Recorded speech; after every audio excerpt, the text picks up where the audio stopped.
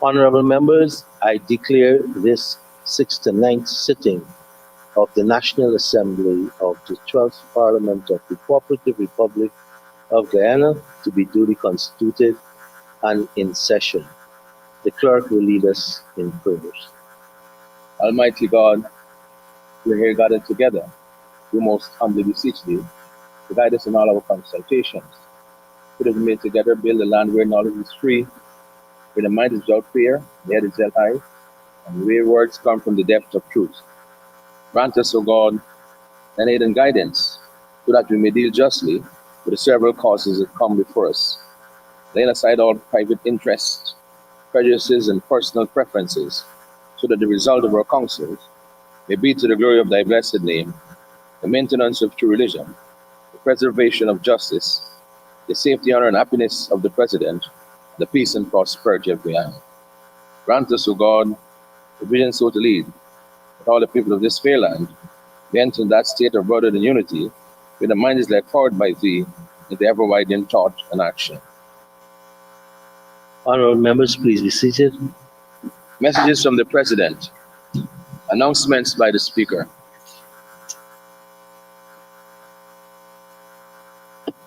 Good afternoon, honorable members.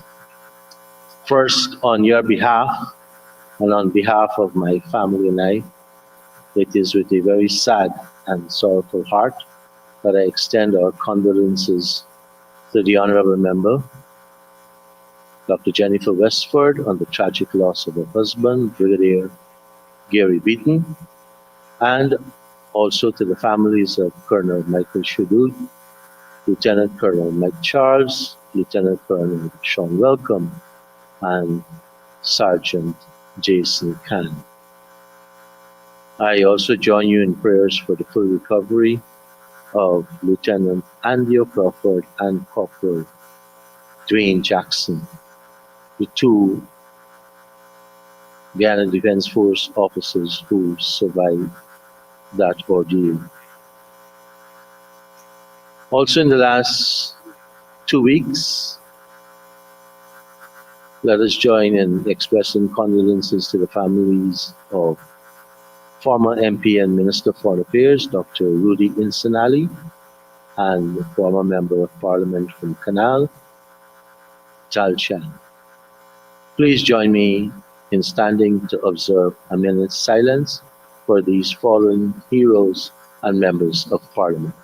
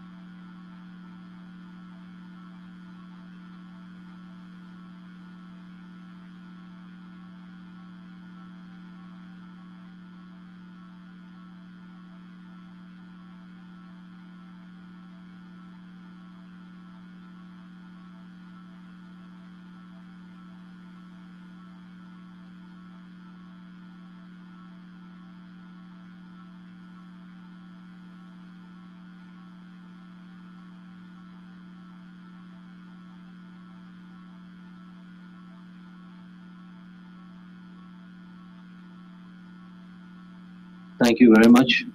Please be seated.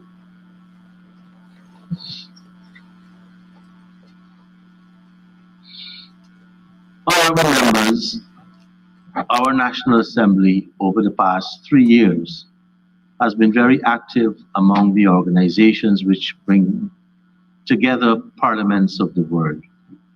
We participate actively and also at the executive levels in the Interparliamentary Union, which was established in 1889 and has 180 members. The Parliamericas, that is the Parliament of the Assemblies of the Organization of American States, and also we participate actively in the Commonwealth Parliamentary Association.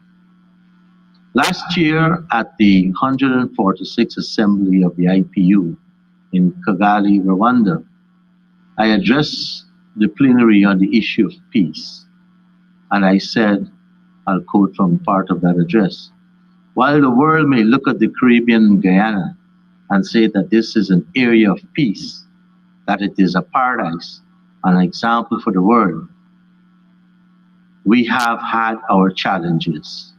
In the past 60 years of post-colonialism, we've had ethnic conflicts in my own country. We've had a minister assassinated. In Haiti, we had seen the assassination of a president. In Grenada, there were political repression and 2 coups. In Jamaica in 1980s, over 800 persons were killed in general elections. And in Trinidad and Tobago, that parliament was stormed by persons with their own agenda, MPs killed and a coup attempted. And I noted at least 3 countries in our region have border disputes that can ignite into aggression. Honorable members, I thank Speaker Woods of Belize for being involved in the Belizean government issuing a strongly worded position in support of Guyana's sovereignty. Similarly, I thank Ministers Pia Roll and Foreign Minister Fred Archer of the Bahamas for their involvement in writing their government's strong support for Guyana. On December 7th, 2023, Parliamentary issued its own statement on our border controversy, which I would like to read. Quote, Ottawa, Canada, December 7, 2023, Parliamentary, closely following the most recent developments in the border issue between the Cooperative Republic of Guyana and the Bolivarian Republic of Venezuela, and in view of the consultative referendum held on December 3rd in Venezuela, Parliamentary called on the parties to settle their differences through the appropriate courts and tribunals of the international justice system. Parliamentary recalls that international instruments such as the Charter of the United Nations and the Charter of the Organization of American States enshrine the sovereignty and independence of states, establish the faithful fulfillment of obligations arising from treaties and other sources of international law, and affirm that the territory of a state is inviolable and may not be subject to military occupation or other measures of force taken by another state, directly or indirectly, for any reason whatsoever, even temporary. Parliamentary urges that honoring the tradition of peaceful resolution of differences in the Americas and the Caribbean, any international dispute arising between states will be resolved through peaceful challenges. End quote. So that was Parliamentary, and tomorrow we have a board meeting, which again, our controversy will be discussed. Mr. Clerk? Presentation of petitions, presentation of papers and reports, etc.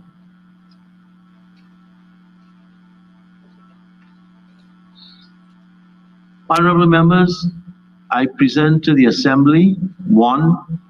Report of the Auditor General to the National Assembly on the public accounts of Guyana and on the accounts of ministries, departments, and regions for the fiscal year ending 31st December 2022. 2. Performance Audit Report on an assessment of the Ministry of Education's Hinterland School Feeding Program. 3. Performance Audit Report on the implementation of the International Health Regulations 2005. 4. performance audit report on a review of the Ministry of Labor's occupational safety and health inspection process. Honorable Prime Minister. Mr. Speaker, I present to the Assembly the annual report of the Public Utilities Commission for the year 2022. Thank you, PM. Honorable Minister of Parliamentary Affairs and Governance. Thank you, Mr. Speaker. I present to the Assembly, 1, the annual reports of the Women and Gender Equality Commission for the years 2021 to 2022, audited financial statements of the Integrity Commission for the years ended December 31st, 2020 and 2021, annual report of the Ethnic Relations Commission for the year 2022, and the audited financial statements of the Integrity Commission for the year ending December 31st, 2022. Thank you. Thank you, Honorable Minister. Honorable Senior Minister in the Office of the President with responsibility for finance. Thank you very much, Mr. Speaker. I rise to present to this Honorable House the following papers, reports, and other documents. 1, Mid-Year Report 2023. The said report, of course, having already been made publicly available some time ago. 2, Government Notice number 4 of 2023 regarding notification receipts of all petroleum revenues paid into the Natural Resource Fund during the period 1st of July to 30th of September 2023. 3, Agreement on support to the poultry sector between the Government of the Cooperative Republic of Guyana and Republic Bank of Guyana Limited, signed on 19th September 2023. 4, Agreement on support to the poultry sector between the Government of the Cooperative Republic of Guyana and Citizens Bank Inc., signed on the 31st of October 2023. 5, Agreement on support to the poultry sector between the Government of the Cooperative Republic of Guyana and Demerara Bank Limited, signed on signed on the 21st of August 2023. 6, Agreement on support to the poultry sector between the Government of the Cooperative Republic of Guyana and the Guyana Bank for Trade and Industry Limited, signed on 14th September 2023. 7, Financial Paper number 4 of 2023, Supplementary Estimates Current and Capital Advances made from the Contingencies Fund totaling $1,899,647,334 for the period from 1st of October 2023 to 8th of December 2023, and 8, Financial Paper number 5 of 2023, Supplementary Estimates Current and Capital totaling $24,044,095,908 for the period ending 31st December 2023. And Mr. Speaker, in relation to the last 2 items, that is to say the Financial Papers number 4 and 5 of 2023, I wish to signify our intent that these financial papers be considered at the next sitting of the National Assembly. Thank you very much. Thank you very much, Honorable Minister. Honorable Minister of Public Works. Mr. Speaker, I rise to present to the Assembly audited financial statement of the Guyana Civil Aviation Authority for the year ended 31st of December 2019. Thank you, Honorable Minister. Reports from committees. Oral questions without notice. Questions on notice. Honorable members, there are 15 questions on today's order paper. Questions number 1 to 10 are for written replies, and questions number 11 to 15 are for oral replies. For written replies, we have questions 1 to 3 are in the name of the Honorable Member, Ms. Annette Ferguson, and are for the Honorable Minister of Parliamentary Affairs and Governance. Questions numbers 4 and 5 are in the name of the Honorable Member, Ms. Tabitha Sarabo Halley, and are for the Honorable Minister within the Ministry of Local Government and Regional Development. Questions number 6 to 10 are in the name of the Honorable Member, Ms. Amansa Walton Desir, and are for the Honorable Minister of Home Affairs. The answer to all of these 10 questions have been received and have, in accordance with our standing orders, been circulated. For oral replies, question number 11, the Honorable Member, is in the name of the Honorable Member, Ms. Annette Ferguson. Unfortunately, the Honorable Member earlier today had been involved in an unfortunate vehicular accident. I'm told she's okay, but have asked that this be deferred.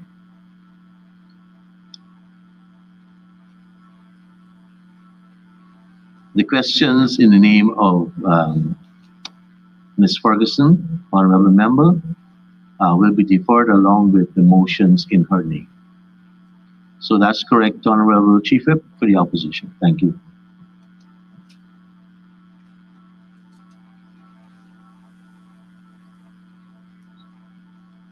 Question number 13, Honorable Members, is from Ms. Tabitha Sarabo Hali.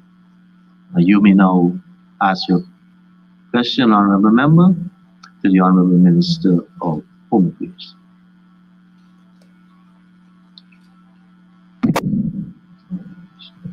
Thank you, Mr. Chair.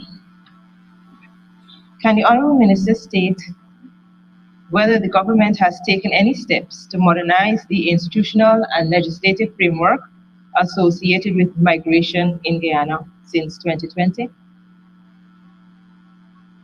Honorable Minister of Home Affairs. Thank you, Mr. Speaker and honorable members. I want to thank the honorable member for her question. In respect of the institutional framework related to migration, both the Immigration Department and the Immigration Services Department have been modernized. Staffing has increased. The work that they are doing are now, particularly for the Immigration Services Department, is being put on electronic platforms for proper recovery of information from the databases. With respect to the legislative framework, since 2020, we have not had a specific instrument or bill placed in the Parliament itself, but we are working at issues relating to the migration policy, of which I am sure a bill or bills will be laid in this Parliament. Honorable Member.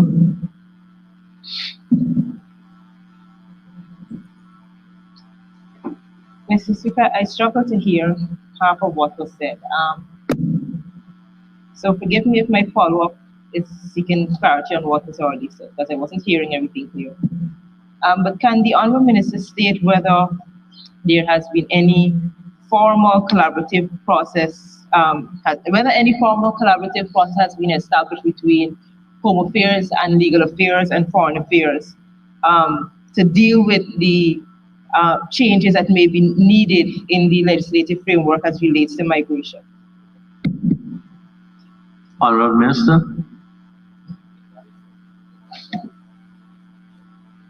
Thank you, Mr. Speaker.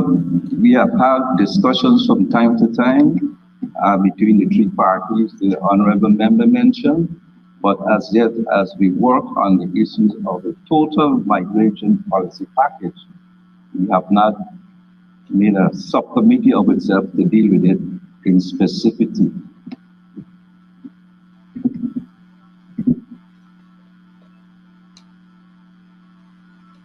Honorable Member, Ms. Hali.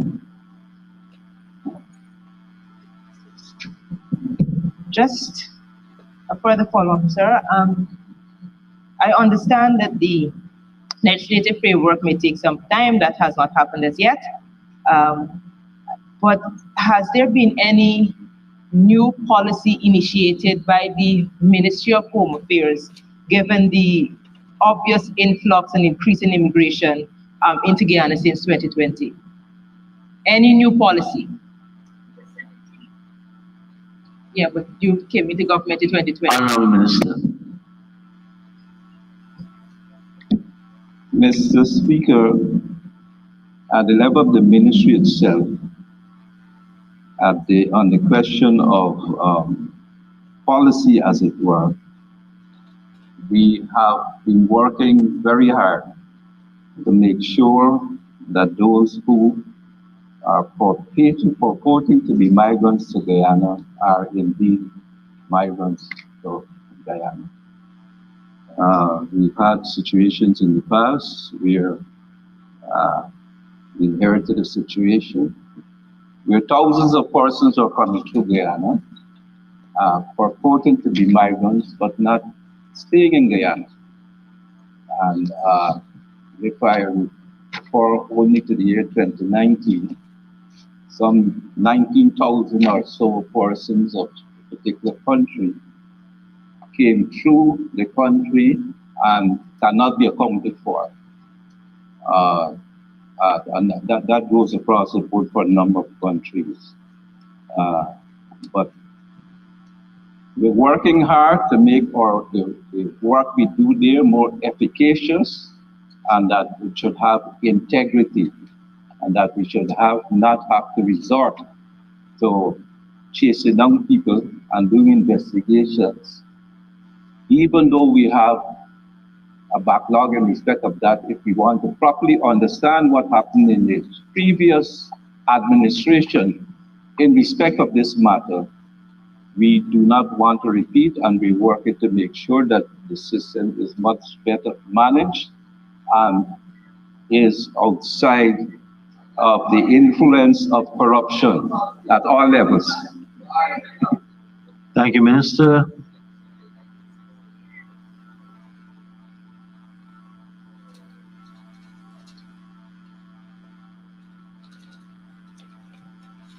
We are at question number 15. Honorable Member, Ms. Tabitha Sarabo Halley. Sorry, you skipped question 14. Sorry. 13 and 14 are so closely linked. I thought he was answering 14, but I'll give you an opportunity to ask 14 formally. Thank you, sir.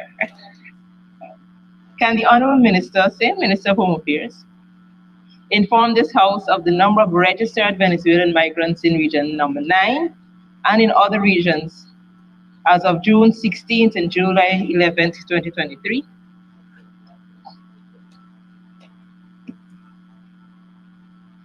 Honorable Minister. The question, Mr. Chairman, is in two parts. I want to thank the Honourable Member again for her question. For Region 9, in the period, it was 1,348 persons. For Region 8, 10,671 persons for the reference period. For Region 2, 3,255 persons. Region 3, 1,114 persons. Region 4, 1,215 persons. Region 7, 4,099 persons. And Region 8, 80 persons. Thank you, Minister. Honorable Member, Ms. Halley. Thank you, Mr. Chair.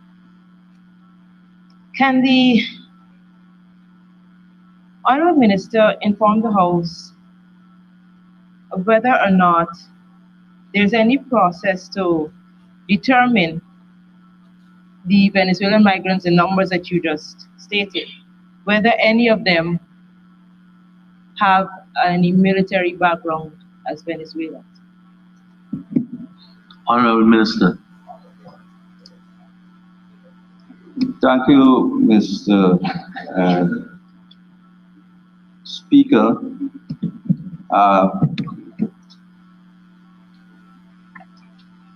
Persons come to Guyana at different levels of former occupation. And in a general sense, we wouldn't be able to say for each one of them who may have had a background in military or policing services. Certainly there are a few, we have some information. But I would say indeed that some checks are being made or are being made on some persons who we are aware would have come into the country. Thank you, Minister. Honorable Member, Ms. Halley. Thank you, sir. Just backtrack a bit. The Honorable Minister did not indicate for region number 10 how many registered. Good afternoon, Ms. Giltashire. I hope you had a good day. Thank you. Honorable. Yes, the Honorable Minister did not indicate for Region 10, so I just want to clarify whether or not there are no Venezuelan migrants in Region 10.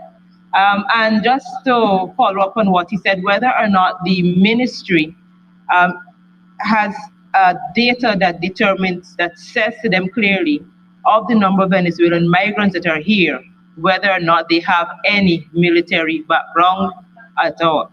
If you have the data to support that, and they're following up with that information. Honorable Minister of Home Affairs. Thank you, Mr. Speaker. The data that we provided does not include Region 10 because Region 10 does not have a port of entry as per se in relation to people entering the country.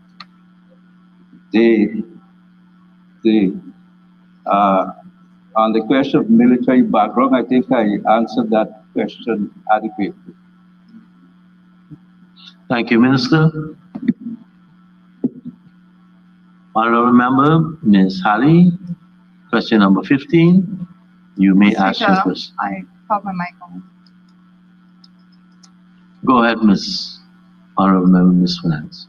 Thank you, Mr. Speaker. Just to follow up, could the Honorable Minister say what is the government policy when it comes to documenting indigenous Venezuelans that are living within Guyana at the moment? I do note that you said, for example, in Region 7, there are 4,099 persons in your record. What is the policy when it comes to documenting indigenous Venezuelans that's living here, and how many of the 4,099 are indigenous Venezuelans? Honorable Minister. In relation to the number who may be coming from specific indigenous communities, I don't have the number at the moment, but we are aware of the Warros who are in the Northwest District, particularly in Region 2. In Region 9 itself, there are two groups of Venezuelan migrants who come from specific indigenous communities. They're mostly Warro and the Apanema, who come from the big reserve here, the Canawaima Reserve in Venezuela, in the southern part of that reserve. Thank you, Minister. Honorable Member, Ms. Finance. Thank you, Mr. Speaker. I did not hear any specific method in which those persons are documented, but I do note that you spoke about the Northwest and the Warros there, and I'm asking this specifically because Region 7, Bartica, for example, there is just one location with over 30 Warros, so it begs the question of how many other persons. My next follow-up question is, how is the ministry working in collaboration with organizations, for example, HIAS, in making sure as much as we possibly can that when aid is given through such organizations, rogue elements are not given aid within our country? Honorable Minister. Thank you, Mr. In relation to work with organizations, we have been working with some organizations. We are allowed to, or we partner with them when aid is being given to those communities. Generally, I would say that if you go to a big community, aside from the work which the police might have done, you won't necessarily know who is a rogue element in relation to that, but we are working with various organizations providing support to the communities. Thank you, Minister.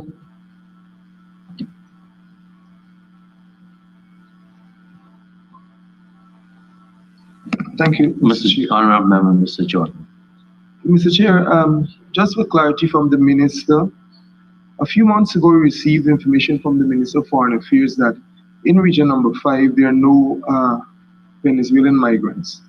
Could the Minister say whether from that time to now, if there are any, and if so, quite recently the police would have arrested one Venezuelan migrant in region 5 who is conducting a burger sales business, and he had the map of Venezuela with Guyana there, and with the entire Essequibo. And could the ministers further say what is the position with that Venezuelan, and if there are any other Venezuelans in region 5? Honorable Minister. Mr. Speaker, persons are registered as they come in, and when they do renewals at the places where they are. The question as to where they are once they will enter the country is a different matter, because their situation sometimes is quite fluid, and so there will be no surprise that you would find a Venezuelan migrant in region 5. And the person with the card, I'm aware that the police took action to hold the card, have the insolent depiction of Venezuela removed. But they are able to move around the country too.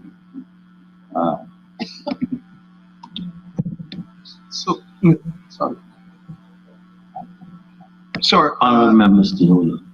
Sorry, Mr. So, could the minister say whether or not the ministry has any record as to how many Venezuelans are in region number 5, or if it stands as 0, as the Foreign Affairs Minister would have informed us through this House?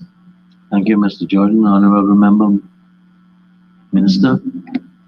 I do not have here any number which relates to Venezuelans in region 5. I'm sure that there are a few. Thank you.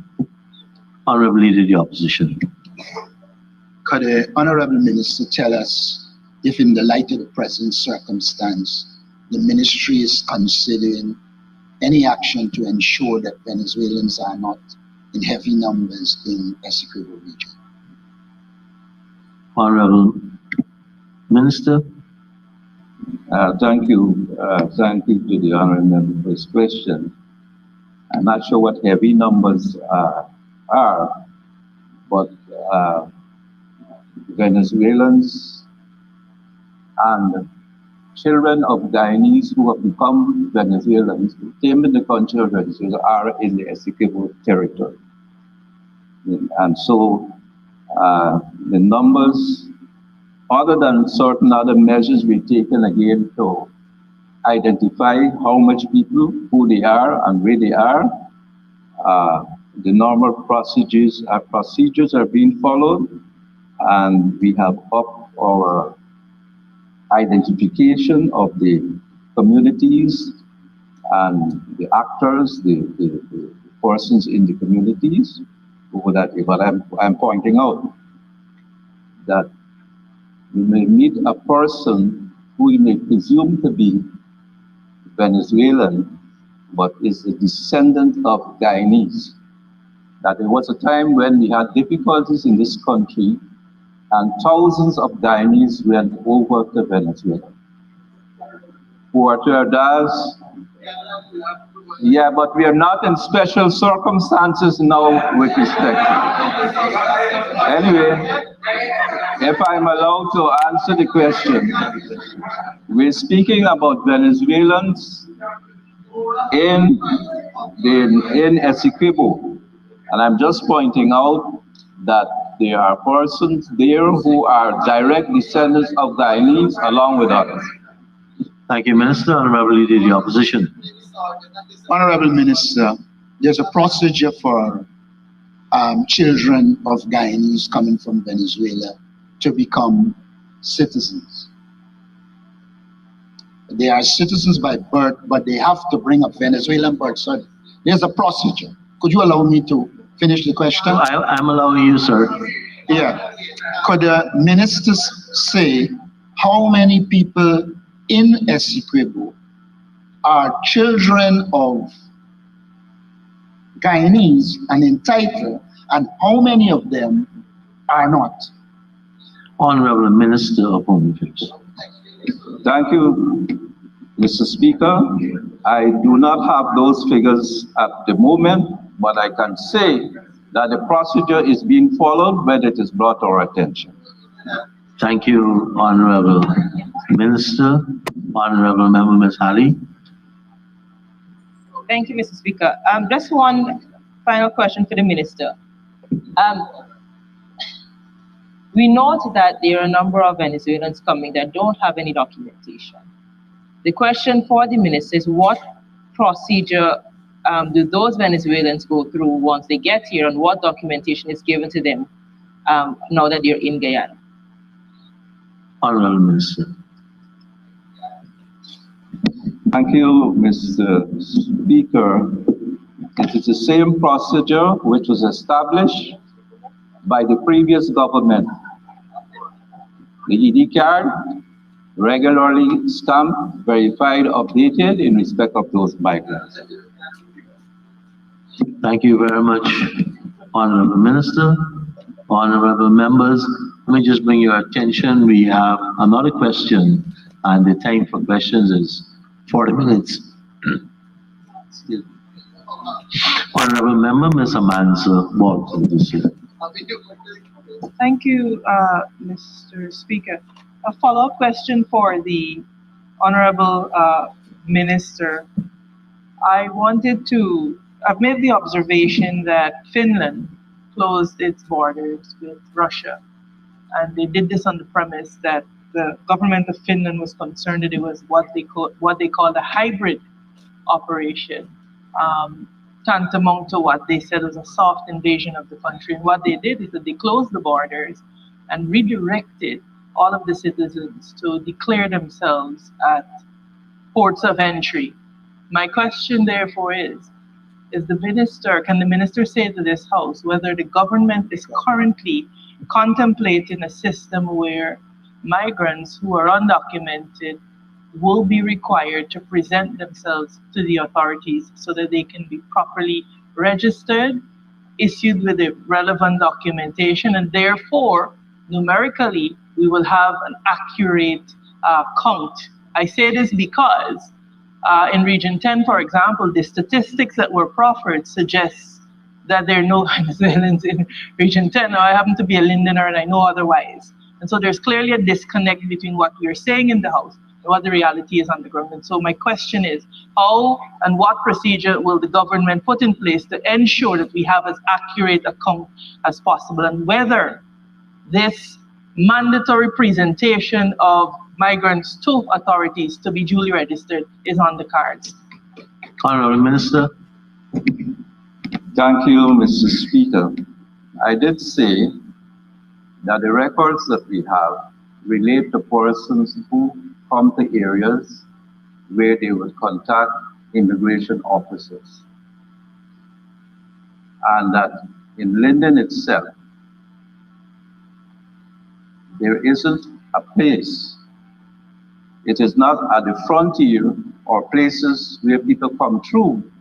Say if people come through from the mouth of the of the Orinoco to Moruca or Perica, where they would be able to present themselves and be recorded and be given the appropriate ED card with information. So it is a bit different. There would be, of sure, perhaps, Venezuelans in Linden in Region 10 itself, who might have gone there for various other reasons. But in respect of what the question was asked for, I've given the answer already. In relation to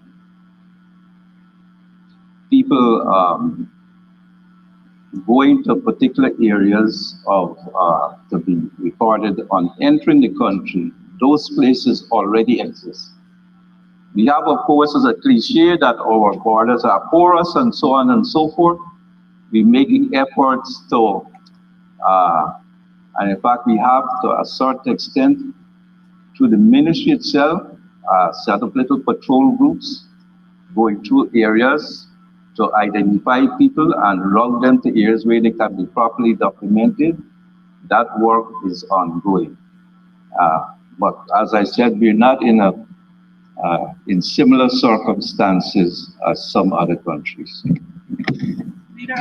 Thank you, Honorable Minister. Honorable Leader of the Opposition. Minister, could you say if there's an immigration center or office in Mabura which Venezuelans pass through, and what the record showed in terms of Venezuelans coming through Mabura area? Honorable Minister of Home Affairs. Usually, when persons are going through Mabura or Linden itself on the highway, they would have a manifest and a record, and they would have to show their documentation as they go or come, right? So there's that record. But in terms of entry, the record would have already been there in respect of their entry into the country. And that would be in region 9, of course, or the other regions to the west of the country, where they would have initially entered the country. Thank you, Honorable Minister. Honorable Member, Ms. Amanda Walton. Thank you, Mr. Speaker. I just have one. Just a second. Mr. Speaker, can you say how much time is left on the minutes, please? How much time is left for the question? Yes, 7 minutes. 7 minutes? Honorable Member, Ms. Walton, Thank you, Mr. Speaker. I heard the Honorable Minister allude to a process. I am not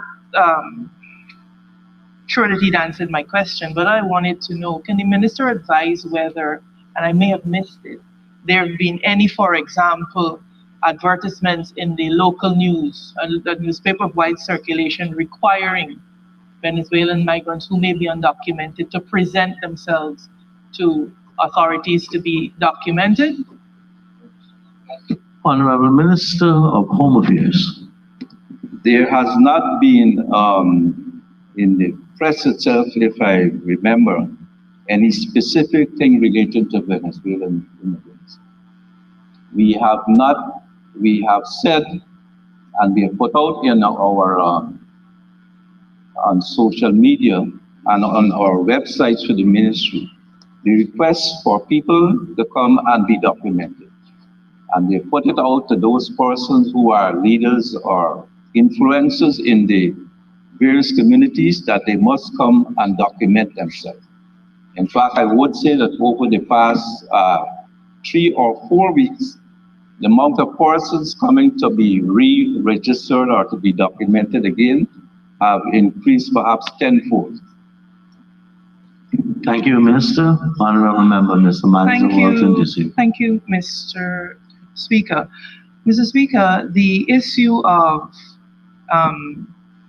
notice, and the Honorable Attorney General could properly guide his colleague that the standard is a newspaper of wide local circulation. And so I want to recommend strongly that a notice This is a questioning period, not a recommending period. I will come to my question. Come to the question. Mr. Speaker, let me come to my question.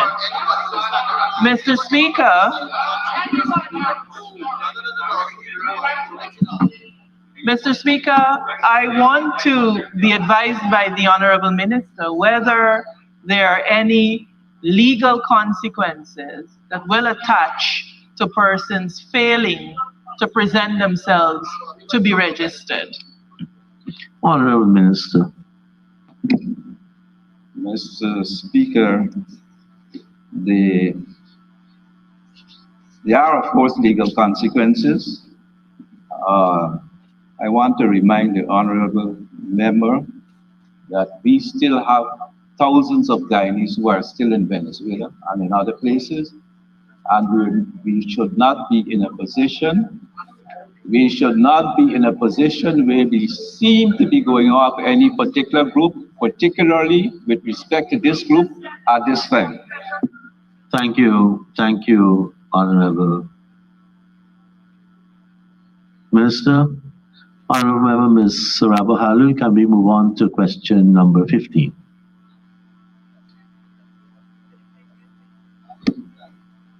Thank you, sir. We shall move on to the Honorable Minister of Labor. Can the Honorable Minister state whether there has been any collaboration among the Ministry of Labor, Education, and Public Service to ensure that the scholarships being given to train, retrain, or upskill our citizens through the Goal and Grow initiatives are relevant to the skills needed in the short and medium term? Honorable Minister of Labor. Thank you very much, Mr. Speaker. Just to say that the answer to both questions is yes. Thank you very much, Honorable Minister. Thank you very much. Honorable Member Ms. Sarabuhani. Thank you very much, sir. Can't say that I expected better. Can the Honorable Minister state what data or analysis was utilized to determine which areas people should be trained in or were retrained in or upskilled in? Could you say what data was used to determine the skills that we were training persons in? Honorable Minister of Labor. Mr. Speaker, what data was developed? The question is whether there is collaboration. I've answered it yes. The question is whether the collaboration has to do with the skills need in the short term and medium term, and I will dare say we are also dealing with the long term. And that is the answer to the question that has just been asked. Thank you, Minister. Honorable Member Ms. Hali.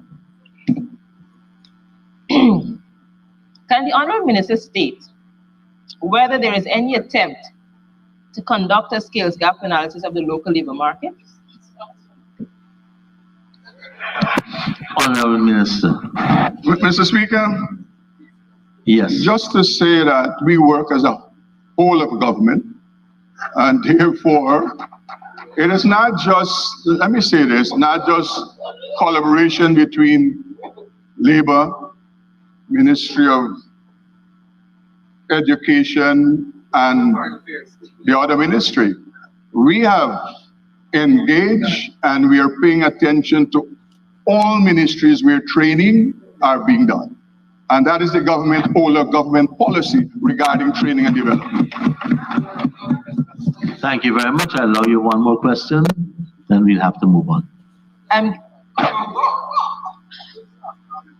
Mr. Speaker, it's obvious that the minister is not doing any skills gaps analysis. That's obvious. So, but based on the training that has happened from 2020 to now, I'm wondering whether there's any monitoring and evaluation being done to show what percentage of the skills training being done is leading to actual employment of those being trained. And if there's data that suggests that, if you can share that. Honorable Minister. Mr. Speaker, the answer to that question is yes. Yes. Thank you very much. I'm not going to ask another question, but just like letting you know, Mr. Speaker, that the minister just said that there's data and he's willing to share it. So we're going to look for that data. Thank you.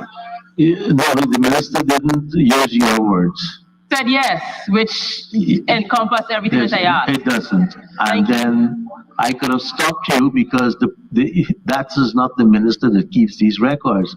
I could have said it's wrongly directed. So please. Mr. Clerk.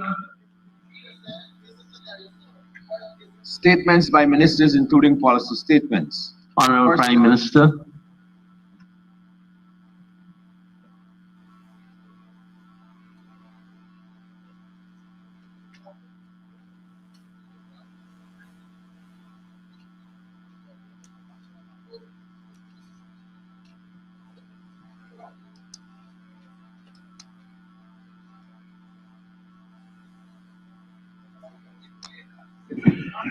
Thank you, Mr. Speaker. Mr. Speaker, I rise to present an update on the developments relating to the aggressive steps that have been taken recently by the Bolivarian Republic of Venezuela against the Cooperative Republic of Guyana. Mr. Speaker, in this House on November 6, 2023, the Parliament of Guyana unanimously passed Resolution number 66 of 2023, reaffirming the recognition of the 1899 Arbitral Award and the 1966 Geneva Agreement. The National Assembly most significantly resolved to, 1, affirm the sovereignty and territorial integrity of the state of the Cooperative Republic of Guyana. 2, reaffirm its recognition and acceptance of the 1899 Arbitral Award as a full, perfect, and final settlement of the boundary between Guyana and Venezuela. And Article 4, Subpara 2 of the 1966 Geneva Agreement has given the mandate to the United Nations Secretary General to select the means of resolving the controversy. 3, denounce as provocative, unlawful, void, and of no international legal effect the purported referendum in Venezuela that was scheduled for December 3, 2023. 4, support the government in its pursuit to ensure a peaceful and lawful resolution of the controversy before the International Court of Justice, and rejected the proposal to return to any form of dialogue with Venezuela on the controversy outside of the process before the court. 5, support the government's formal approach for the urgent protection of the International Court of Justice with the filing with the court a request for provisional measures for an order preventing Venezuela from taking any action to seize, acquire, or encroach upon, or assert, or exercise sovereignty over the Essequibo region or any part of Guyana's national territory, pending the court's final determination of the validity of the arbitral award. 6, call for the deepening of engagements among all national stakeholders on issues relating to the sovereignty and territorial integrity of the Cooperative Republic of Guyana, particularly within the context of the meetings of the Bipartisan Ministerial Advisory Committee on the Guyana-Venezuela controversy. 7, encourage the citizens of Guyana to remain fully engaged on developments surrounding the controversy. And 8, express its appreciation to the partners and friends of the Cooperative Republic of Guyana for their support and expressions of affirmation of the sovereignty and territorial integrity of Guyana. Following the application made for provisional measures, the court heard pleadings from both parties on November 14, Guyana, and November 15, Venezuela. And on December 1, 2023, gave its order, which was unanimous, with all of the sitting judges voting in favor of it. The order stated that, 1, pending a final decision in the case, the Bolivarian Republic of Venezuela shall refrain from taking any action which would modify the situation that currently prevails in the territory in dispute, whereby the Cooperative Republic of Guyana administers and exercises control over that area. 2, both parties shall refrain from any action which might aggravate or extend the dispute before the court or make it more difficult to resolve. The court's ruling is legally binding on Venezuela. Both the UN Charter and the statute of the court, to which Venezuela is a party, require its strict compliance. The Secretary General confirmed this in a statement of 6 December 2023. Mr. Speaker, despite the court's order on December 5, 2 days after Venezuela conducted its referendum, on December 3, President Maduro announced a series of measures to give effect to the results of the referendum. Amongst those measures are creation of a High Commission for the Defense of Guyana Essequiba, led by Vice President Delcy Rodriguez. The proposal of law to the National Assembly to promulgate the organic law for the defense of Guyana Essequiba that includes the implementation of the 5 responses of the referendum, which are A, rejection of the 1899 award, B, the Geneva Agreement of 1966 as the only legal instrument, C, non-recognition of the jurisdiction and competence of the International Court of Justice, D, a mandate to secure the maritime border with a line of azimuth 70 degrees, starting from the mouth of the Essequibo, and E, the creation of the Guyana Essequiba state.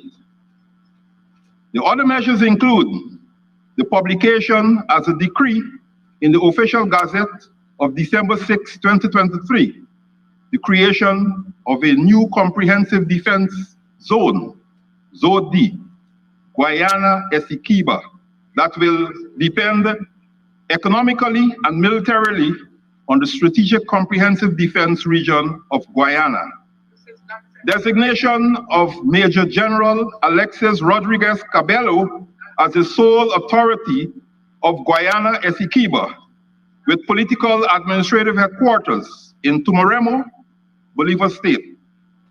Proceed with the granting of license by Petróleos de Venezuela, PDVSA, and the Corporación Venezolana de Guyana, CVG, minerals for the extraction of oil, gas, and mineral resources in the territory of Guyana Essequiba. Dissemination of the map of Venezuela incorporating Guyana Essequiba into the national territory. Installation of an office of the Administrative Service for identification, migration, and emigration, Siami, in Tumaremo, Bolívar State, to carry out the census and give Venezuelan citizenship and national ID cards to the population. Promulgation of a special law to prohibit concessions in Venezuela to foreign oil companies that operate with Guyana in the disputed area of undelimited waters in the Essequibo with a 3-month deadline. Promulgation of the creation of environmental protection areas and national parks in the territory of Guyana Essequiba. Mr. Speaker, this is in blatant defiance of the court's order, which made clear that Venezuela is prohibited from annexing or trespassing upon Guyanese territory or taking any other actions, regardless of the outcome of its referendum on December 3. That would alter the status quo in which Guyana administers and controls the Essequibo region as an integral part of its sovereign territory under the arbitral award of 3 October 1899. Venezuela's actions also violate the most fundamental principles of international law enshrined in Article 2, Subparo 4 of the United Nations Charter, which make it unlawful for any state to use or threaten force against the territorial integrity or political independence of another state. The acquisition or attempted acquisition of another state's territory constitutes aggression, which violates obligations under preemptory norms of international law. Venezuela is now guilty of breaching all these obligations, and the actions it has announced will only further aggravate the situation. Faced with the direct threat of invasion of our territory, His Excellency President Dr. Mohamed Irfan Ali reached out to his colleagues, heads of government of the Caribbean community, Brazil, Cuba, France, the United Kingdom, and the United States of America, as well as to the Commonwealth and the Organization of American States. He spoke with the United Nations Secretary General, informing him that Guyana intended to bring the matter to the attention of the Security Council. A formal communication was sent to the President of the Security Council on December 6th. We believe that we were on good grounds to approach the Council because under Article 94(1) of the United Nations Charter, Venezuela is obligated to comply with the decisions of the International Court of Justice that are legally binding on the parties. Under Article 94(2) of the Charter, if any party to a case fails to perform the obligations incumbent on it, the other party, in this case Guyana, may have recourse to the Security Council, which may, if it deems necessary, make recommendations or decide on measures to be taken to give effect to the judgment. Mr. Speaker, Guyana is pleased that its request to the Security Council was treated with urgency by that body. The Council met on December 8th in closed consultations to discuss the concerns raised in Guyana's communication to it, and was briefed by the Undersecretary General for Political and Peace-Building Affairs of the United Nations, Ms. Rosemary DiCarlo. We have also requested a special meeting of the Permanent Council of the Organization of American States. Mr. Speaker, on December 8, 2023, CARICOM heads of government, including our president, met in an emergency session to discuss the situation. They agreed on 4 significant points. I will read the first 4 paragraphs of their communique. CARICOM heads of government met in caucus on Friday, December 8th, to discuss the situation with regard to the Venezuela-Guyana border controversy and agreed to issue the following statement. CARICOM firmly supports Guyana in pursuance of the resolution of its border controversy with Venezuela through the process of the ICJ.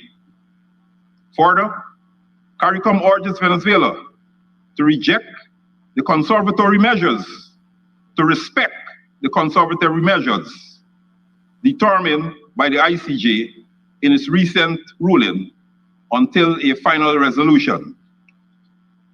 CARICOM reiterates its commitment to the Caribbean as a zone of peace and the maintenance of international law. You will see that CARICOM heads agreed on the essential elements of Guyana's position. In that framework, they concluded as follows. Accordingly, CARICOM calls for a de-escalation of the conflict and for appropriate dialogue between the leaders of Venezuela and Guyana to ensure peaceful coexistence. The application and respect for international law and the avoidance of the use or threats of force. It is in this framework that the President has agreed to CARICOM's call for a de-escalation of the conflict through and I quote, appropriate dialogue between the leaders of Venezuela and Guyana to ensure peaceful coexistence, the application and respect for international law, and the avoidance of the use or threats of force, end of quote. Mr. Speaker, this House is unanimous in its resolve that the land boundary is not up for bilateral discussions.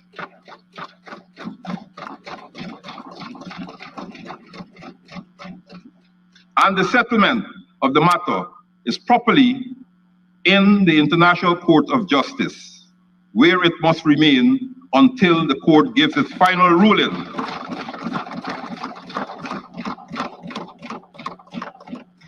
Until the court gives its final ruling on the merits of the case, which will be fully respected by Guyana. The President and government has reiterated this on numerous occasions, and it was underscored again by the President to the CARICOM heads of government that the case before the ICJ will not be an issue for bilateral discussions or talks. The government was therefore pleased that the statement issued by the leader of the opposition on December 9, 2023 supported its position. Venezuela continues to deliberately misinterpret the Geneva Agreement and even more fallaciously accuses Guyana of disregarding it. They claim that the Geneva Agreement is the only legal instrument to solve the controversy. Further, that Guyana should negotiate this solution with Venezuela. Venezuela has never offered any credible support or evidence for its contention of nullity and invalidity of the 1899 Arbitral Award, which settled the boundary between then British Guyana and Venezuela.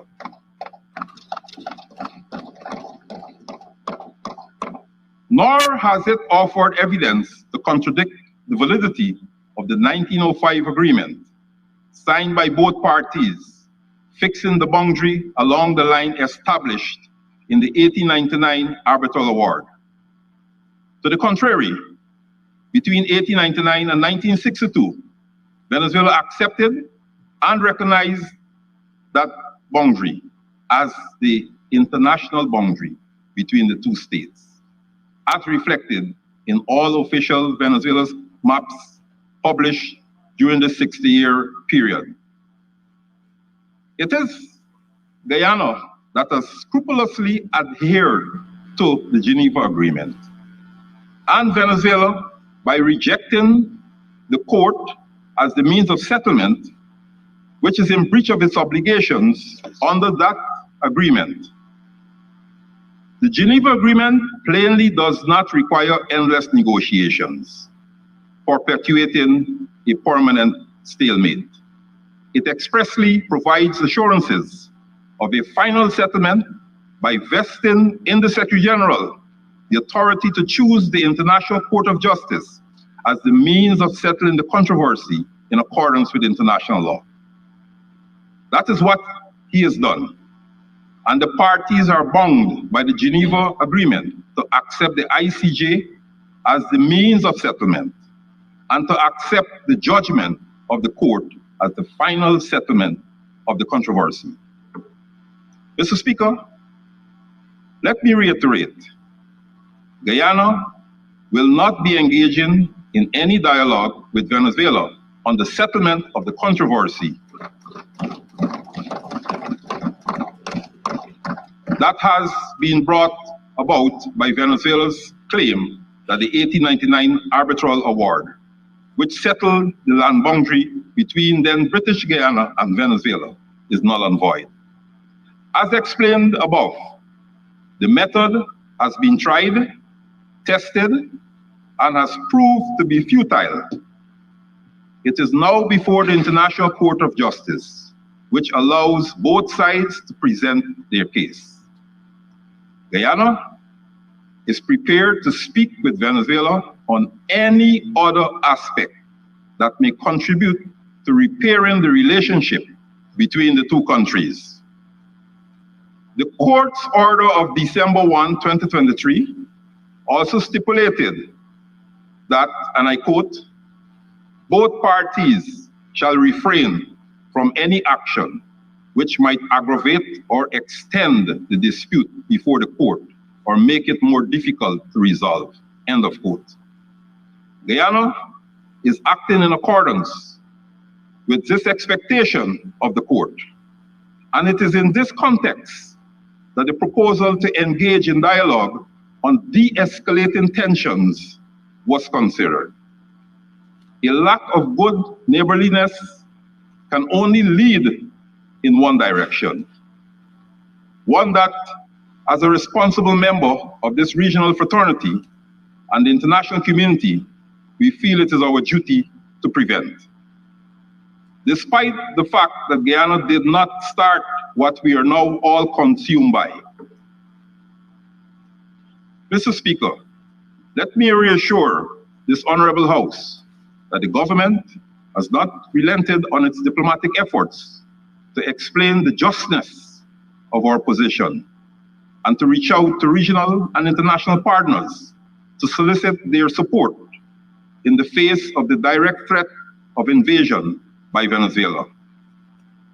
We have intensified these efforts and remain appreciative of the solid and principled support, collective and individual, of our CARICOM brothers and sisters, as well as from our traditional allies and partners in the international community.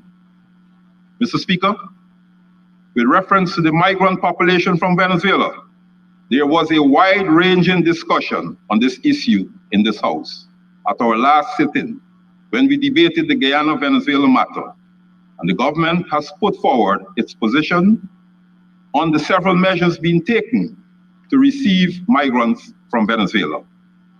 It was explained that the government has put in place systems to ensure that these migrants are treated humanely. They are provided with all the social benefits that are available to the Guyanese population and are not discriminated against.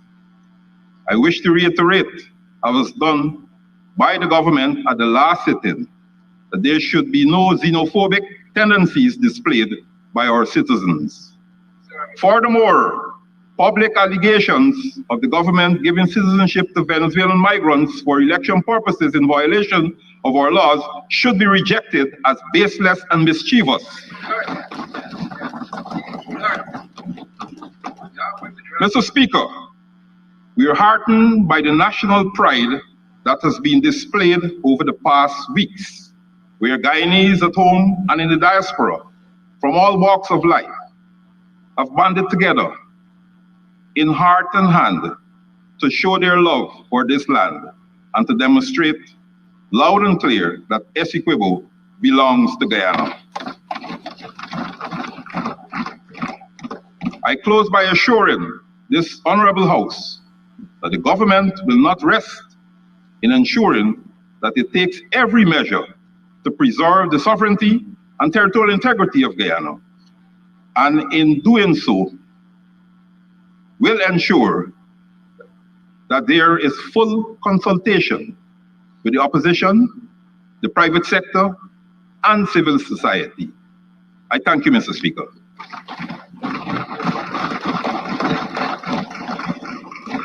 Thank you very much, Honorable Prime Minister, Honorable Prime Minister, honorable members.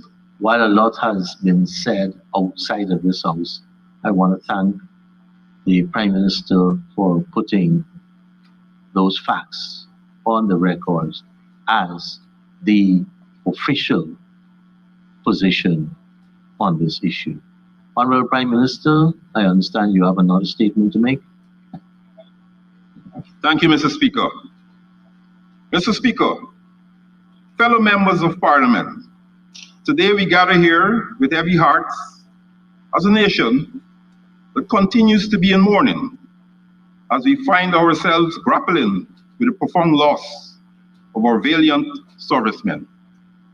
Mr. Speaker, these heroes dedicated their lives to the defense and protection of our beloved Guyana. Today I stand before you, both in my official role as Prime Minister and as a fellow citizen, deeply affected by the tragic helicopter accident that took the lives of Brigadier Retired Gary Beaton, Colonel Michael Shahood, Lieutenant Colonel Michael Charles, Lieutenant Colonel Sean Welcome, and Staff Sergeant Jason Khan, and injured Lieutenant Andy O'Crawford and Corporal Dwayne Jackson. First, Mr. Speaker, I wish to take a moment to extend my deepest condolences to the families and relatives of the fallen soldiers, and deepest sympathy to the Guyana Defense Force for the loss of their comrades. Their loss is immeasurable, and in this time of grief, we come together as a nation to share the burden of sorrow and support those who need it the most. Mr. Speaker, my condolences also reach Chief of Staff Brigadier Omar Khan and the entire GDF community, including Honorable Dr. Jennifer Westford, Member of Parliament, the wife of the late Brigadier Gary Beaton. In solidarity, we share in grief, offering thoughts to the leadership and colleagues of the fallen soldiers. May the GDF find strength, unity, and solace in the memories of these heroes. May the legacy of the fallen soldiers endure as a symbol of valor within the force, providing strength and inspiration during this profound sorrow. Mr. Speaker, I also wish swift recovery to Lieutenant Andy Michael Crawford and Corporal Dwayne Jackson, and offer sincere condolences for the loss of their comrades. We are grateful for their courage and resilience. It will be remembered with great respect and gratitude from our country. We're thankful that despite the adverse conditions and against the odds, they were able to return home to their families. Their commitment and duty to our nation will not go unnoticed. Brigadier Retired Gary Beaton, Colonel Michael Shahood, Lieutenant Colonel Michael Charles, Lieutenant Colonel Sean Welcome, and Staff Sergeant Jason Khan were not just members of our armed forces, but the embodiment of courage, dedication, and selflessness. They served with valor and love of country, ready to defend Guyana against any threat. Their bravery was not just a profession, but a way of life. Mr. Speaker, the incident unfolded as our forces were engaged in a vital mission to support troops on the western border. The challenges faced during the search and rescue operation were immense, with adverse weather conditions hindering progress. Yet, the perseverance of the search and rescue team, involving 3 helicopters and 7 fixed-wing aircraft, eventually led to the successful extraction of survivors and the fallen. Mr. Speaker, the following is an outline of the rescue mission undertaken following the accident. On December the 6th, 2023, helicopter 8 Romeo Alpha Yankee Alpha was conducting a command visit to troops on the western border, transporting a small amount of ration. Following the activation of an emergency locator transmitter signal, a search and rescue team comprising special forces was promptly deployed. Unfortunately, adverse weather conditions on December 6th led to the suspension of the rescue mission. Mr. Speaker, the crash site was located on Thursday, December 7th. Despite 2 unsuccessful attempts to insert the search and rescue team due to bad weather, 2 rescuers were eventually placed 0.8 miles from the site using an Omni helicopter. Hindered by weather conditions, the survivors, the deceased, and the search and rescue team spent the night together at the crash site. With improved weather on Friday, December the 8th, the search and rescue operation resumed. The survivors, deceased individuals, and the search and rescue team were successfully extracted by a winch on 8 Romeo Mike India Alpha and flown to Blake Slater airstrip. The survivors and deceased were further transported to Ogle using a GDF Islander and Skyvan aircraft. The search and rescue team was extracted from the Blake Slater airstrip on Saturday, December 9th. Mr. Speaker, the 2 surviving servicemen have both been receiving medical attention following their extraction. We are thankful that they are both recovering and their prognosis seems optimistic despite the dangers they face. Lieutenant Crawford can walk and move unaided.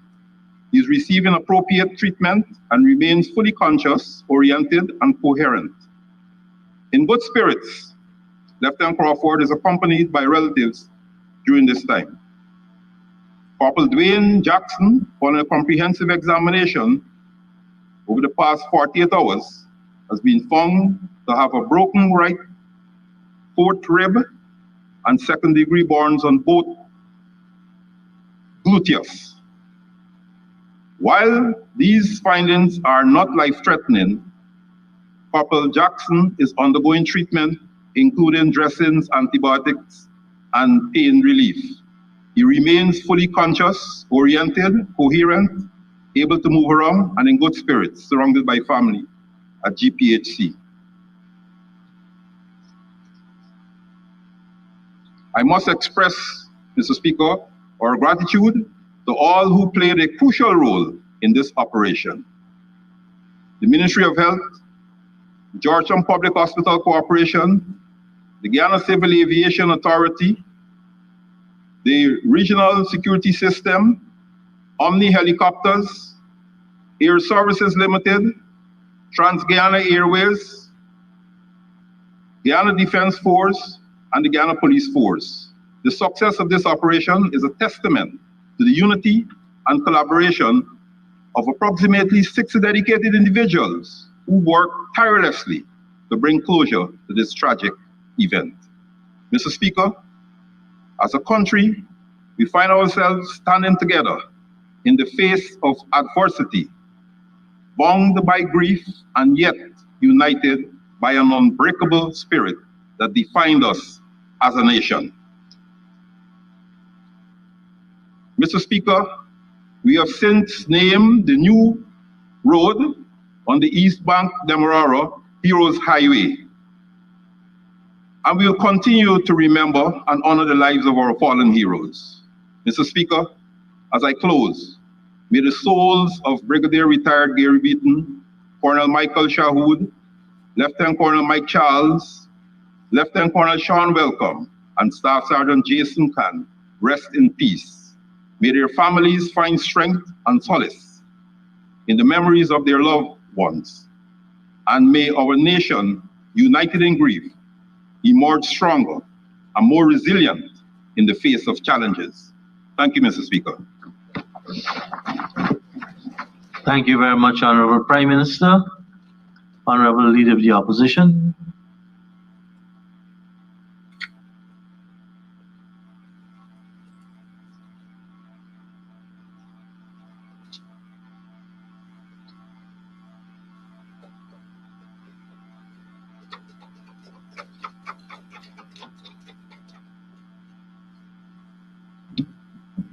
Mr. Speaker, the opposition in this House from the inception indicated that we want government and opposition to work together to deal with this issue. Unfortunately, Mr. Speaker, while there is talk about consultation, there is not much of it in practice. Mr. Speaker, out of respect and appreciation for the importance of this issue to the people of Guyana, we have indicated that we intend to work together. I want to state here at the outset that I was briefed by the president on the visit or the meeting in St. Vincent, and I considered what happened to be more of a fait accompli, because by the time Prime Minister Gonzalez spoke, it was evident that this meeting was in the making months before. I'm just saying based on what Gonzalez said. He said from September. The English language is very explicit and can be lucid. The Prime Minister Gonzalez said that. May I continue to say and hope for the same kind of appreciation and respect that we give to the government when they spoke, be given to the opposition. Intelligence is not a word that is associated with you. The word intelligence is not associated with you, Kwame. Mr. Speaker,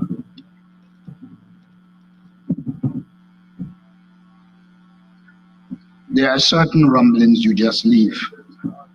Yes, I was saying, Mr. Speaker, the President did brief me on the meeting, and at that point, I said to the President that we are supportive of dialogue. I want to remind this House that we were in the forefront of saying there could and must be dialogue, but not on the Guyana-Venezuela territorial controversy.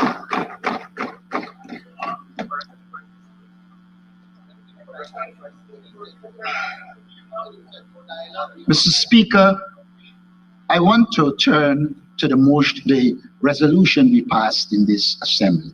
It says, supports the government in the pursuit to ensure a peaceful and lawful resolution of the controversy before the International Court of Justice, and reject the proposal to return to any form of dialogue with Venezuela on the controversy outside of the process before the courts.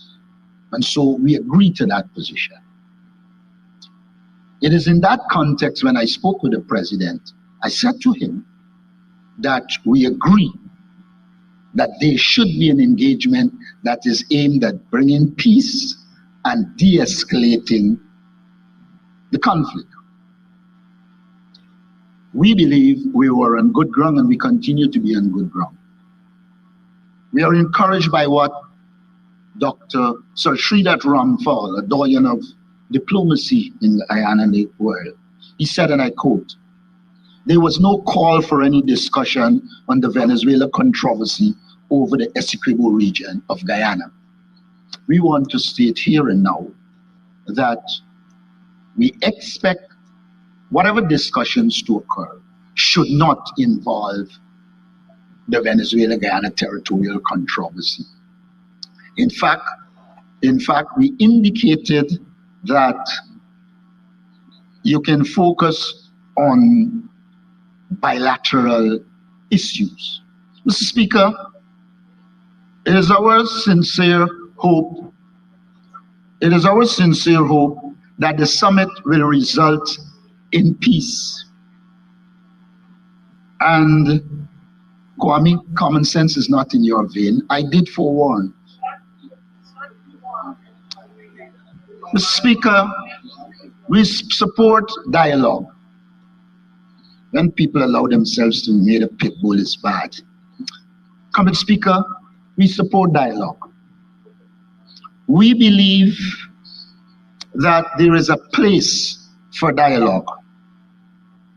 But like we said, we hope at the end of this summit, there's the movement in the direction of peace and the de-escalation of conflict, but we do not compromise our position on the Guyana-Venezuela territorial question. We would like to see a clear agenda before the meeting. I believe it is in the interest of the people of Guyana, not the PPP, not the AP and UFC, but the people of Guyana, to have a clear agenda moving forward, so that when we arrive for discussion, there is little or no scope to bring anything in that isn't part of it. May I remind this House that Venezuela over the years tried a number of ways of getting this matter in the way they wanted it, with joint environmental action, among others, which we rejected over the years, and we should continue to reject them. May I also tell this House, if by any chance the Guyana-Venezuela territorial controversy is discussed, it means it would have been a breach of our common agreement. And as the opposition, we will not support such an outcome.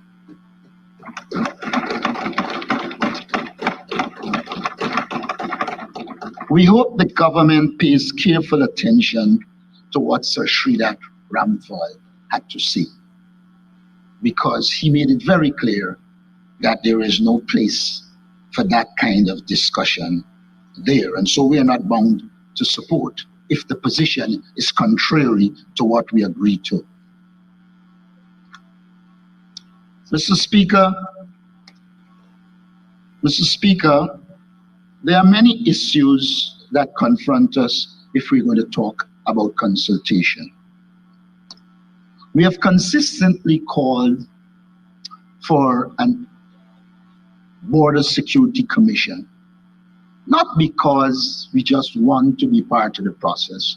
We believe that if we are going to deal with this crisis and deal with it efficaciously, then we need to work together, at least at the policy level, so that the decisions made enjoy the support of both sides of the House. But we have not only advocated for the opposition. We said we want other stakeholders. We identified the professionals that could be there, and we didn't limit it to those professionals. We even said other relevant fields. Mr. Speaker, while we are not a powerful nation militarily, one cannot but underscore the need to develop our national defense infrastructure. As a country, we must show our willingness to defend ourselves. We must show the people who support us that we are prepared to take the requisite actions to support ourselves. In this regard, Mr. Speaker, I wish to remind the House that Article 33 of the Guyana Constitution states clearly that all Guyanese are duty-bound to defend our country, and I hope we move in that direction. And that is why we have been calling for the upgrade of the defense architecture. Mr. Speaker, our understanding of foreign policy is clear. We believe that the foreign ministry should be equipped to handle these issues. While we know that foreign policy is part of the preserve of the president, when you're dealing with an issue like the Guyana-Venezuela territorial controversy, you need every layer of involvement.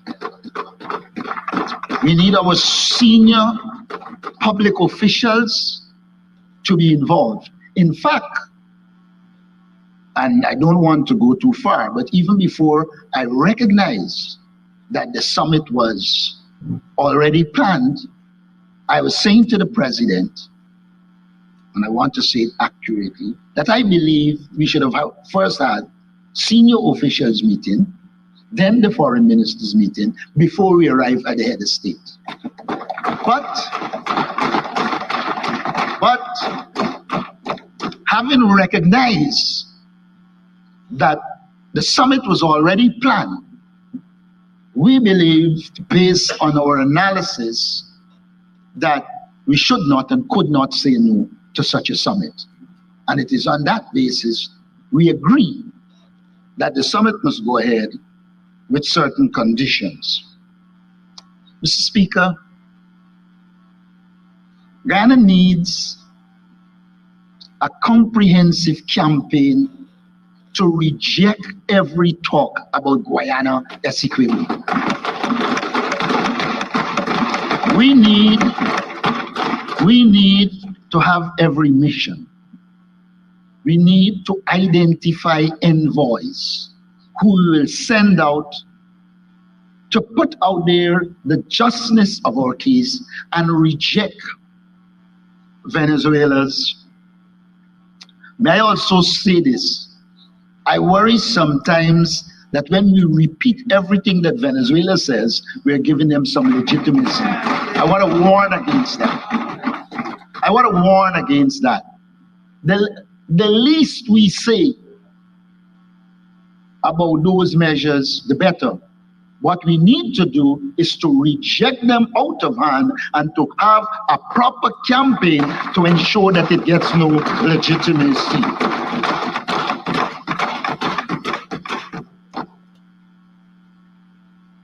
As Venezuela pursues its spurious claim, we have got to be much more focused. I heard the Minister of Home Affairs talking about how you want to welcome Venezuelans and you want to give them the treatment they deserve. We agree, but we are stupid. We have to recognize that Venezuela is an adversary. And we are not involved in any xenophobia. We are not involved in any anti-Venezuelan sentiments. We are involved in the protection of Guyana's sovereignty and territorial integrity. To protect our sovereignty and territorial integrity, we need more from the Ministry of Home Affairs. We believe they must gather accurate information. I would have felt much better if the minister could have said 30 people are here, this is the condition they're under, these are entitled, these are not. But any attempt to link it solely to things like xenophobia, I think, is misplaced. We are responsible to the people of Guyana. And the people of Guyana are concerned.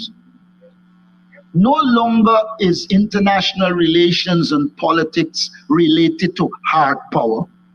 There is what is called soft power, made popular by Kevin and Nye, I think it was.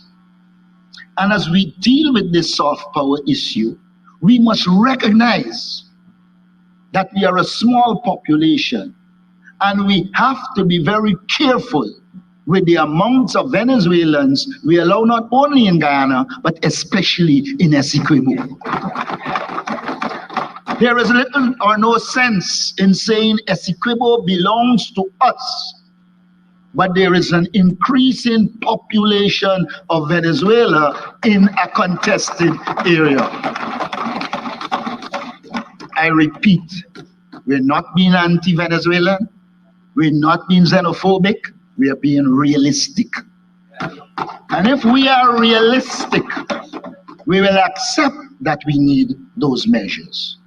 We need to have accurate information. We need to know where they are located.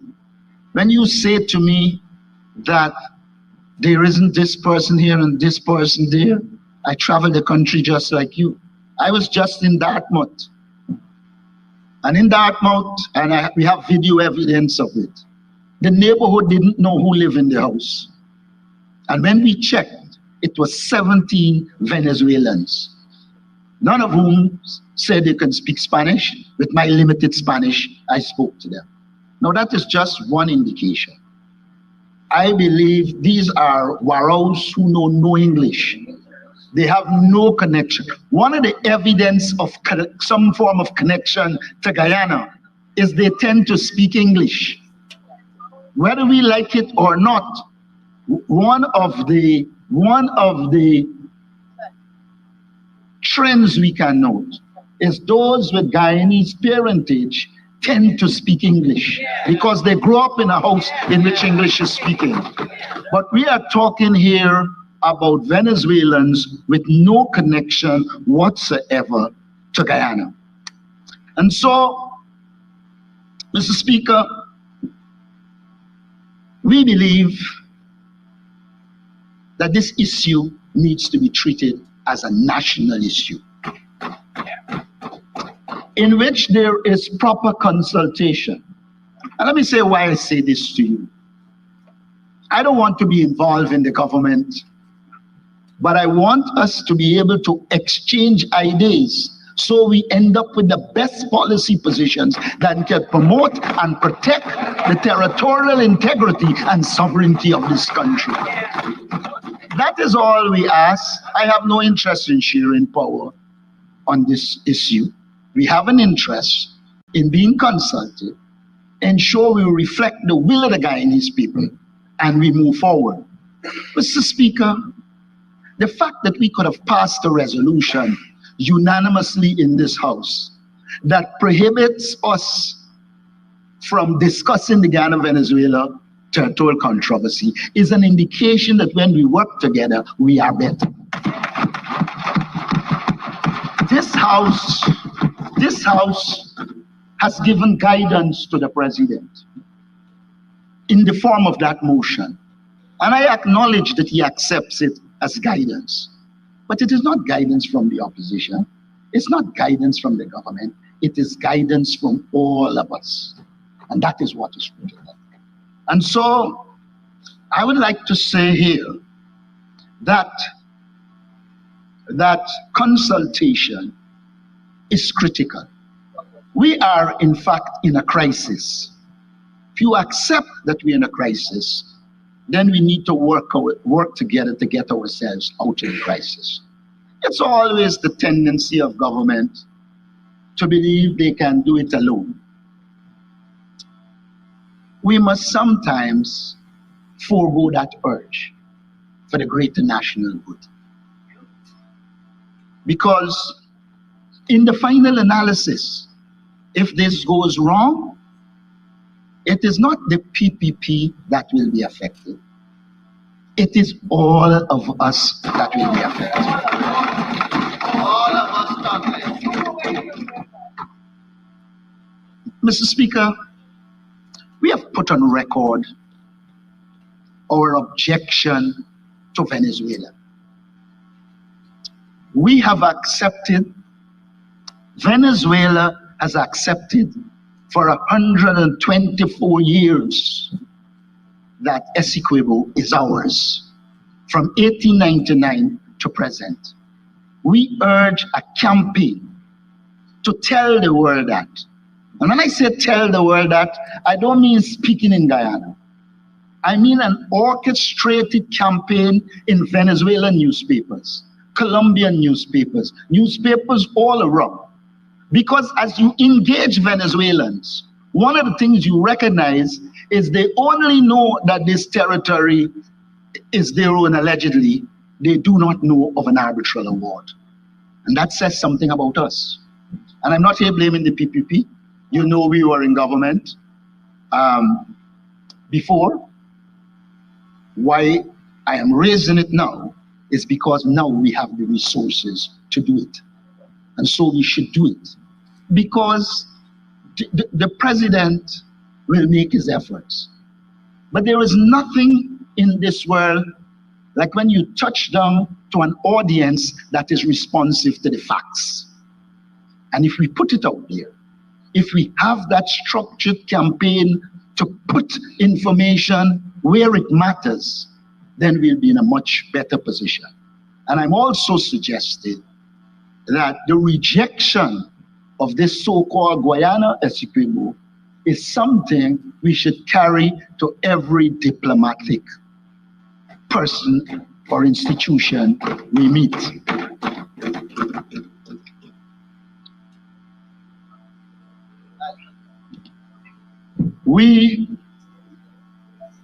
I would say to you simply, it's important that we state it here, because I can tell you, we were told all the data on migration was there.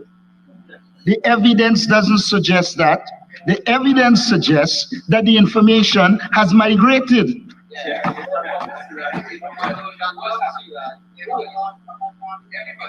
The information has migrated. Mr. Speaker, they should have carried you. Mr. Speaker,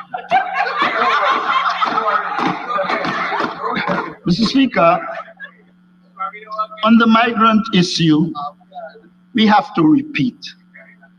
We need some form of control in Essequibo. We cannot continue as is. Mr. Speaker, we have to curb the influx. Additionally, we have to put the procedures in place to ensure the correct thing has happened.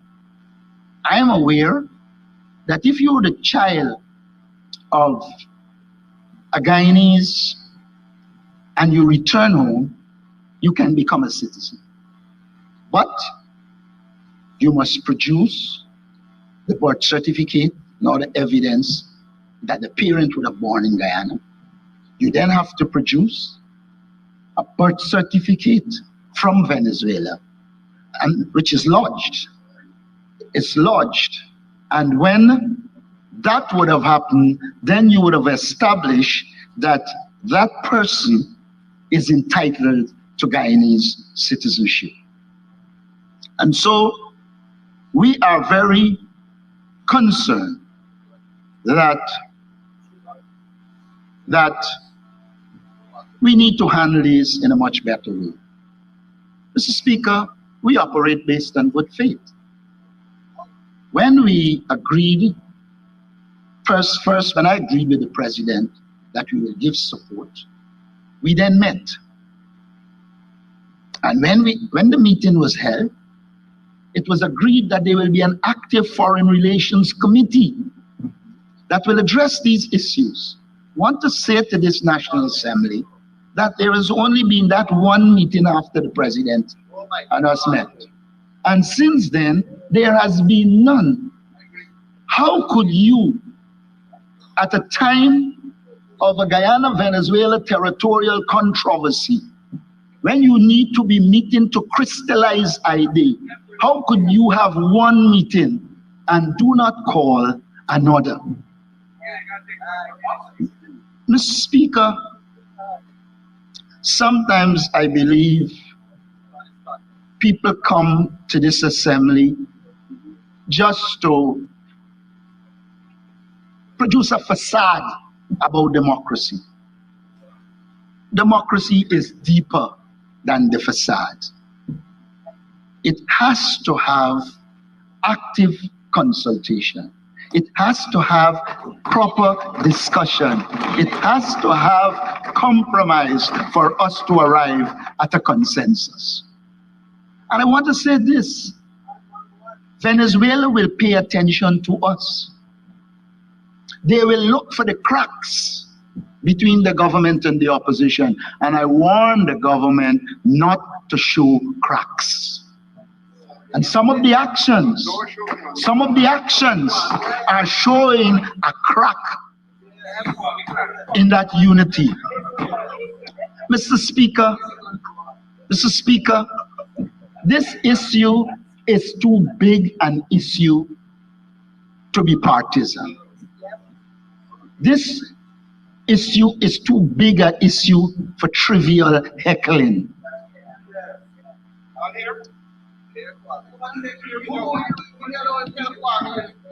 Mr. Speaker,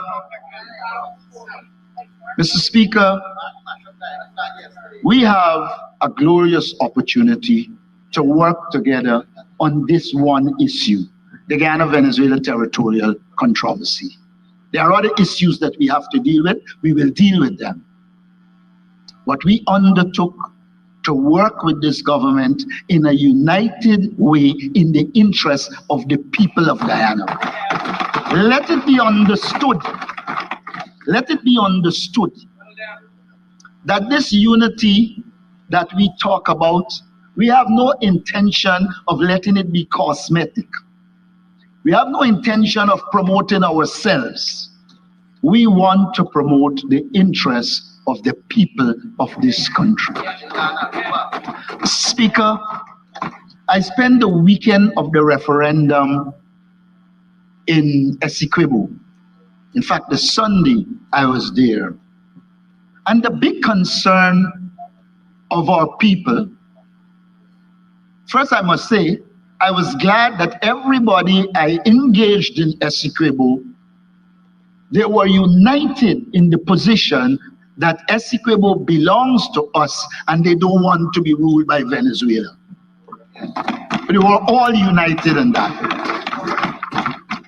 And it is in this context I see the summit. I see the summit as reducing tension, working towards peace, and creating the kind of environment for Guyana and Venezuela to peacefully coexist. That is critical. But Mr. Speaker, I'm of the view that we need to develop an Essequibo policy. We seem not to have a clear policy as to how is it we will fend off whatever form of aggression Venezuela wants. We hope that it is understood that one of the elements of policy should be the people of that area with Guyanese, which would mean we have to put more significant types of development in the area. In the Pomeroon, the people complained that the Ghana Defense Force allows the Venezuelans to pass without any records, but they are subject to having to give their name, where they're going, etc. That does not send a good signal to the people who belong to the Essequibo. And so it's an issue that should be addressed. We have said before, we believe that Venezuela's approach is to seek to people the area so that it can carry out its nefarious actions. We have got to counter that. I anticipate that the government and us will engage at the policy level on how do we deal with these issues in Essequibo to ensure Essequibo not only continues to be ours, but we are actively in charge, in control, and creating little or no space for Venezuelan invasion. Mr. Speaker, I really had preferred that we had debated based on the motion we proposed, because I thought the debate would have provided for a good exchange on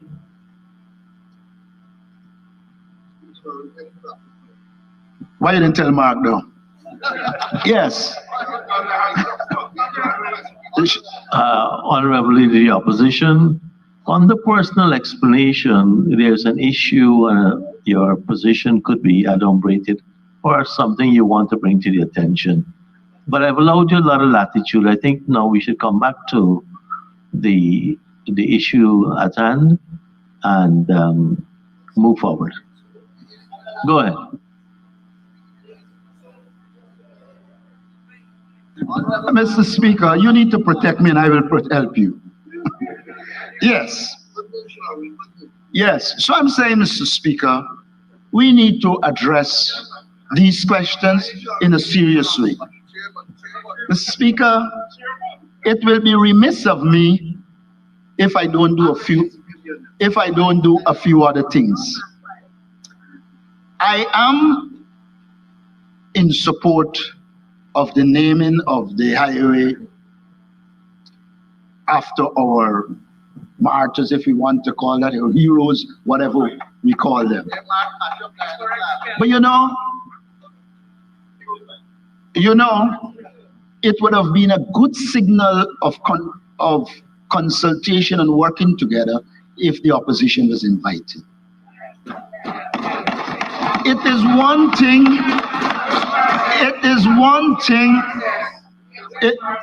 one thing to come and say you want unity, you want us to consult.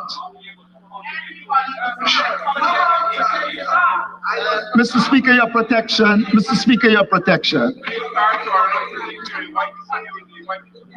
Mr. Speaker, I hope it will be acknowledged.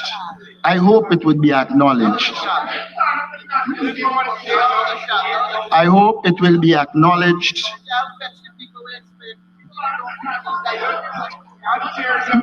Mr. Speaker, Mr. Speaker,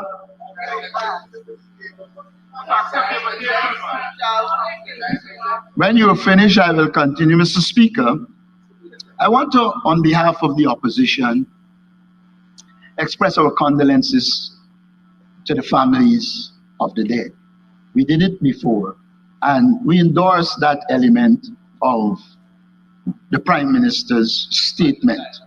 But I also want to suggest that we might be doing the two alive a disservice. You had 7 people in an accident. Unfortunate. 5 of them died, and we expected them to be honored. But we also expect that those 2 who would have survived and who would have contributed to them recovering the people, etc., to be given similar honors and respect. We come over, we sometimes come over,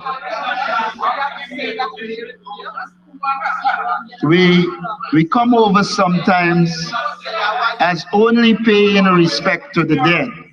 Mr. Speaker, I also believe that we should put the supportive mechanisms in place. Could you, Mr. Speaker, am I not entitled to put on the record the similar things that the Prime Minister put? Huh? Mr. Leader of the Opposition, I'm hearing you loud and clear. Please.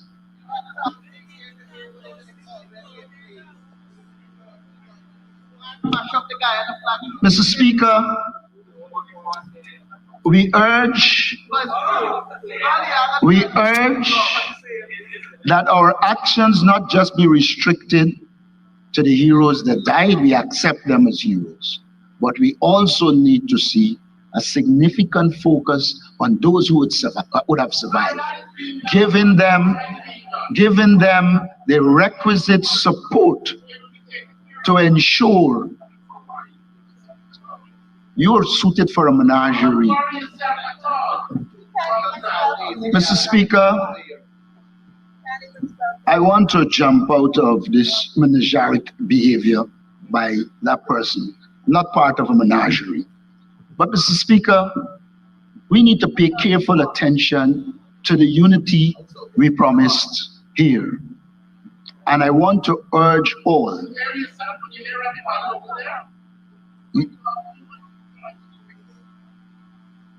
When they pray, you stay silent.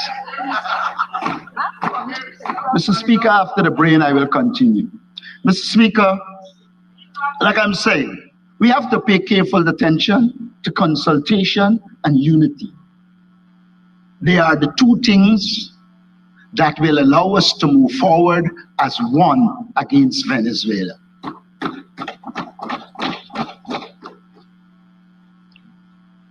The President has engaged me, and I think On behalf of the opposition, I have been cordial. I think we have taken the high moral ground on this issue. I think there is in place the conditions for us to work together. But it has to be manifest in here and out there. And therefore, I want to say we support the government of Guyana and the people of Guyana on our general positions moving forward. It is our sincere hope that our Guyana-Venezuela territorial controversy will not be sacrificed or even mentioned at the summit, because it is before the International Court of Justice and it is rightfully there and should stay there. I want to say in closing that we have to become a matured people and approach things in a matured way. And sometimes sensible parents keep the infants away from big people activity. You are guaranteed our support in this process. Thank you. Thank you. Thank you very much, Honorable Leader of the Opposition. Thank you. Sir. Honorable Minister of Education, Priya Manichan. Yes, Mr. Speaker Gill. Mr. Speaker, I just want to put on the record, I think this is a very important discussion. There are a lot of hurt families. We have seen His Excellency, the President and Commander-in-Chief, lead not only with strength, but with enormous compassion and empathy. And I think it's important for all listening to know that the two survivors are being treated as our precious resource, and that there are going to be honors in their name. I think when we have survivors, it's a good thing for us to give them a choice about how they might like to be honored. And so it's there's no need to call on us to do that.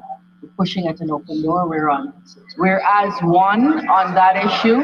The president was clear. The president was clear in his public speech yesterday for all who want to hear and who are receptive to this kind of commentary, that all of the persons who served as heroes on this flight will be honored. All of the persons will be honored. And I want to say at this time that it is important. I echo the opposition's leader's call that we should be one on this issue, but we should not be one in this house and then mount a platform at Stabroek and say something else. We have to be one all the time. Thank you very much. Mr. Speaker. Honorable Leader of the Opposition, because of the particular impact of this, I will allow that comment. I'll give you a few moments to make your...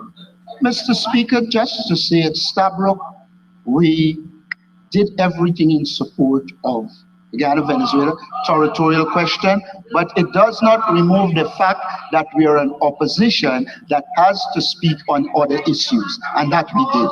Thank you. Thank you very much. Mr. Clerk.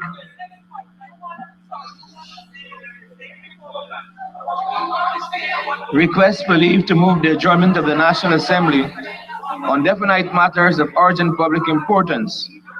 Motions relating to the business or sittings of the National Assembly and moved by Minister. Mr. Speaker. Introduction of bills. Mr. Speaker, I crave your indulgence Honorable Chief and your guidance. The AP and UAFC submitted a motion of urgent public importance last Friday. Could you guide us in terms of how do we proceed with that motion, sir? Yes, I discussed that with the Leader of the Opposition, and we had agreed that I'll allow him to make a statement, and that motion will not go forward. Thank you.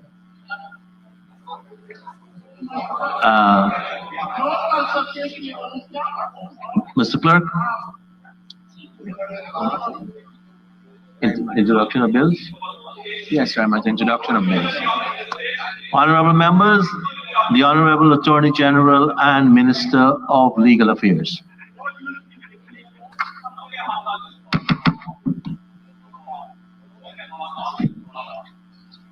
Thank you, Mr. Speaker. I rise to present the Arbitration Bill number 2023, Bill number 18 of 2023, a bill intituled An Act to Facilitate Domestic and International Arbitrations by encouraging the use of arbitration as a method of resolving disputes and for connected purposes. And I move that the bill be read the first time. Thank you very much, Mr. Speaker. Thank you, AG. Let the bill be read the first time.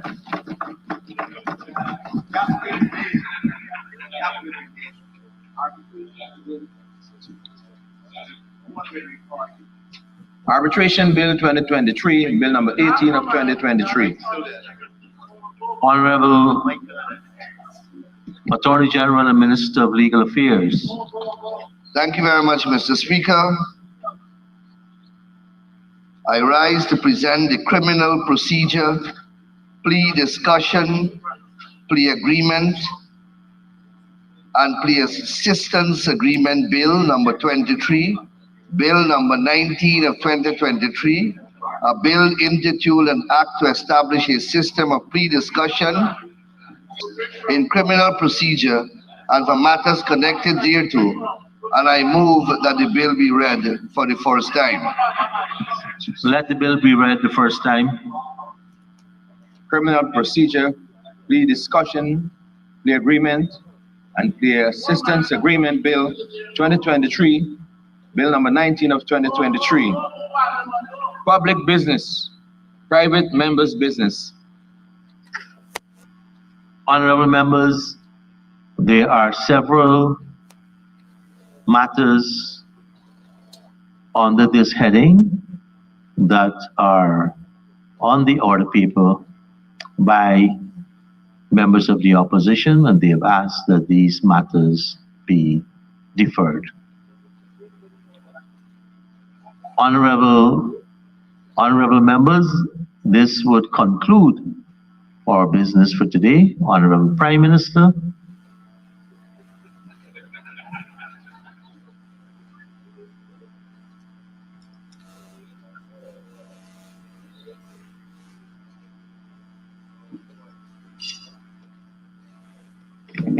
Mr. Speaker, with your permission, I ask that the House be adjourned to the 14th of December, 10 o'clock. Honorable members, the House stands adjourned till December 14 at 10 a.m.